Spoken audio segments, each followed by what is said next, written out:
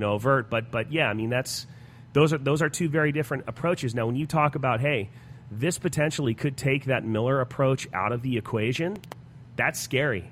That's very scary to think that the only is sort of, if you choose to be with a big distributor that can get you on the public shelves or and I'm not saying you have to have them to get there, but who can instantly get you into a market and penetrate a market and get you great market share. Well, if you take that Miller philosophy or that general, let's just say, Miller philosophy out of the equation, that is scary to me. I mean, that's just, when you said that, it really just opened my eyes to like, wow, this could be really, really bad.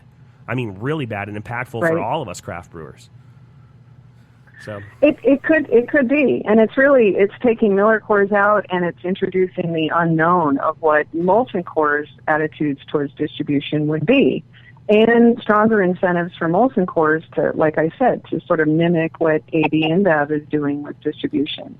I mean, it's really a very they've pursued a very aggressive strategy, and not only in terms of taking craft brewers out of the market by buying them, but integrating into distribution and writing these contracts with independent distributors that, from what I understand from press reports, do contain provisions that really encourage independents to favor AB-Inbev brands over craft brands. So here's the problem. What we don't want to happen is for this merger to go down and for some remedy to be, put into place, this divestiture of Miller over to Molson Coors, without enough attention to how the independent distribution channel is affected by this. We don't want craft brewers to wake up a month after the merger goes down or 6 months later and have all of their independent contracts potentially renegotiated in ways that disfavor or make it harder for them to get their products onto shelves. So what we do as an organization is really, there's a lot of awareness raising in terms of education and getting the issues vetted here before the merger goes down, before the DOJ, takes action, to get smaller rivals sort of concerned and engaged in the process. It's not a happy life to have had a successful craft brewing enterprise to bring high quality products to market, to compete on the merits through quality and service and all these things, and then wake up 3 or 4 months later and find that whole competitive landscape has changed to your disadvantage. So we really, are trying very hard to get craft brewers to understand the issues, to organize themselves, to potentially speak out in a way that would, kind of harness the critical mass of what's turned out to be a really, really important, vibrant entrepreneurial industry in the United States. It's a perfect example of sort of the entrepreneurial business model and local community connections and sustainability and all of those ties to local communities and culture. And we're just concerned that if the DOJ doesn't hear from the craft brewing industry about this and what their concerns are, that it's not that they'll be overlooked, but it absolutely, the antitrust enforcers rely on market participants to speak out and to tell stories just like the one you just told about your distribution experiences. They really, really rely significantly on anecdotal evidence from market participants in describing these competitive concerns and problems. So, we don't want the train to leave the station without the craft brewers really weighing in here. And I think, and this is just something that I've just recently thought about, and it kind of came together in my own mind this morning, and and that's, I think, and this is talking about the American consumer here, not necessarily this acquisition, but I think we're kind of doing a 180 right now as an American community of consumers. I think that it went from you think back to what our grandparents probably purchased or put emphasis on purchasing, and they were looking at quality first, right?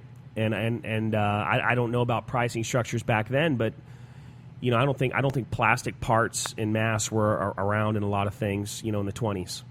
And I think what happened is somewhere over 30 years ago, 40 years ago or so, people started compromising quality for inexpensive, easy to replace goods. And I think what we're kind of doing now, and it may be an example of that, might be craft beer, is people are going, you know what, I'm willing to spend a couple more bucks to have something that I really enjoy, or a product that isn't just going to last 3 months and I got to throw it away. I'm willing to spend a couple more bucks to get something high quality that's going to last, or something, putting more emphasis on quality. And I think sort of we're kind of showing that as craft brewers.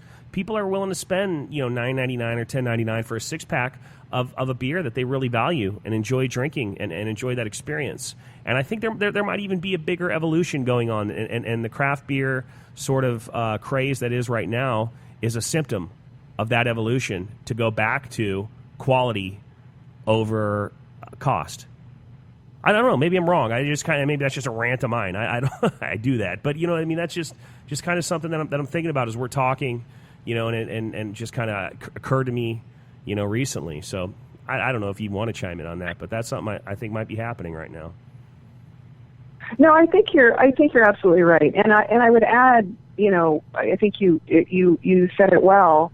I would add that as AB-Inbev has gotten bigger, and as there's been this tacit coordination in pricing between Miller Coors and AB-Inbev.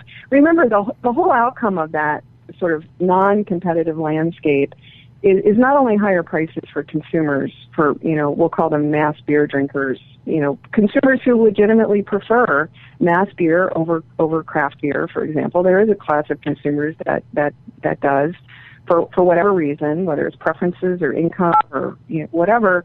But one of the direct outcomes of a loss of competition in any industry is not only higher price but lower quality. So you're really looking at a mass beer market where we have seen higher prices and potentially lower quality, less incentives to compete on quality, and that really was the opening for the craft beer industry. To come into what was a niche market and has developed into way more than a niche market, with very high quality products, with tailored products, with products that are linked very closely to local communities and inputs and all that kind of thing. That has filled a niche for the American consumer that I think was badly needed. And I think the evidence is in the success of the industry. I don't drink mass market beer. I drink craft beers. I so enjoy going around to craft breweries in the United States and talking to the brewmaster or the bartender and doing tastings. Consumers definitely vote with their dollars, and they are willing to pay for quality. And I think the craft brewing industry is a really good example of the consumer speaking in a way that says we want high quality products, we're willing to pay for them. And the unfortunate thing here is that this merger is potentially going to put some of that at risk in terms of craft brewers being able to get their products, through the distribution system and onto the retail shelves and into the hands of the consumer. That's why AAI, my organization, in speaking and writing about this, has really, really encouraged the DOJ to make sure that independent distribution channel remains intact, and that independent distributors have every incentive to distribute the products of a wide variety of competing firms, and not be sort of pressured into favoring the brands of ABI. So, we have taken that very seriously after speaking to the industry and market participants, because I think a lot of what you said is really important. Consumers are sort of they're pivoting a bit here and turning away from mass-produced products at super low prices, and sort of bringing it back home to locally sourced, smaller businesses, local businesses that produce high quality products. I think you're right. It is sort of turning into it's developing into a trend. We're seeing it with local agriculture, local food systems, craft brewing, more focus on the community, more focus on kind of bringing inputs back, sourcing inputs locally, bringing competition, into a smaller into a smaller, region, and giving consumers, really high quality products they want. You came up with, you just said something that I wrote down here that I'm going to steal from you, so I'm letting you know right now. Consumers vote with their dollars. I think that is an extremely profound statement, and one I plan to steal from you and use many times over when I talk to people when it counts. So, thank you for that. That's really profound. And we've got to wrap it up. But Diana, I'd just like to know what can we do? I mean, what can JDubs? What can the craft beer community? What can we do to help the American Antitrust Institute and your cause, and to help you in this endeavor to fight back against this huge global merger that could have a devastating impact on us craft brewers? What can we do to help? Yeah, well, thanks for asking that. I really appreciate it. Obviously, as a nonprofit, we work on a shoestring budget. So I wasn't joking earlier when I said any contributions to our cause are very welcome. You can find us on the internet, antitrustinstitute.org. That's the financial support part. I think as important is we are very willing and happy and anxious to talk to craft brewers. Even in this conversation, I've learned a lot that will now help me, tweak and improve and tune up our advocacy on the beer merger and other beer related issues. But we are very happy to talk to craft brewers. They can call me, they can they can email me. Getting the stories, understanding the scope of the craft beer industry, concerns over distribution, all the anecdotal evidence, I think is really important for us as an advocacy group to hear. We're not antitrust enforcers, obviously, but we do have the ability to use our pens and our voices to advocate for fair competition. So I'm very happy to hear from any craft brewers in the United States who want to tell a story or share concerns, and that'll give us more data points that we can use to advocate more effectively. Well, what we're going to do is we're going to put on the JDub's Unfiltered site. I've got my social media dude right over here now, Taylor Pogue, and Taylor's going to put your website on our JDub's Unfiltered page. Now, through your website, does that provide a medium for people to reach out to the AII, to you directly, or to the AII? Absolutely. Under the navigation bar, and thank you for doing that, by the way. They can easily click on people and get contact information, my number, our emails, different emails. There's a big donate button there if they want to do it that way. So yeah, easy to get through the website. I mean, there's a lot of stuff on the website, but it's I think very digestible and easy to navigate through. And we appreciate it. We appreciate all, any and all efforts to sort of shine the light on the importance of competition, promoting and advocating for fair competition in our economy and in our critical sectors, including food and agriculture. And beer is a big part of that. No, this has been fantastic, and no problem at all for putting that on the site. We're glad to help. We certainly appreciate this. Diana, is there anything you want to close with before we say goodbye?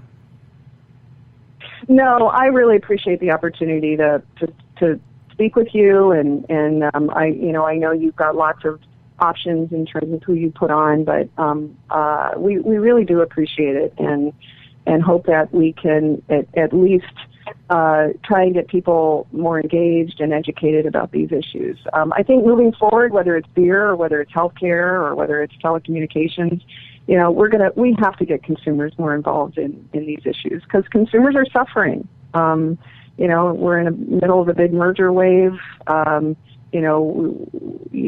got lots of concerns about concentration in our economy and key sectors, and we're trying very, very hard to get consumers up to speed and more upset about what's going on because they play such an important role in our market economy, and it's very important to protect them through promoting competition. So thank you. I really appreciate the time and the opportunity to be on. Hey, you got it, Diana. And lastly, I'm going to reach out to you next time in D.C., and how about we share a pint over at Port City Brewing Company? How does that sound? Absolutely. Would love that. Great. Sounds good. Hey, thank you so much, Diana. Really appreciate your time. And, yeah, we'll be posting on the website here soon.